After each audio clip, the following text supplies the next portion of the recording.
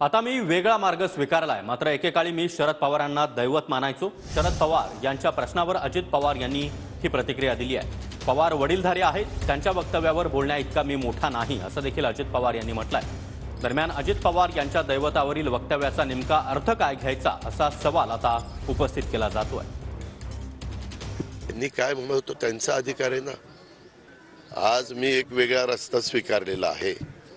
त्यांच्याबद्दल एक ते वरिष्ठ नेते आहेत, त्याच्या एकेकाळी ते म्हणजे मी त्यांना दैवत म्हणून मानत होतो आणि एक वडीलधारी असल्यामुळे त्यांच्या स्टेटमेंटच्या बद्दल मी काय बोलावं त्याबद्दल मी अजून एवढा मोठा नाहीये। मी शरद पवार हा माझा बाप आहे म्हणतो, मी त्यांना देव कधीच नाही म्हणत। कोणालाही देवत्व देऊ नका।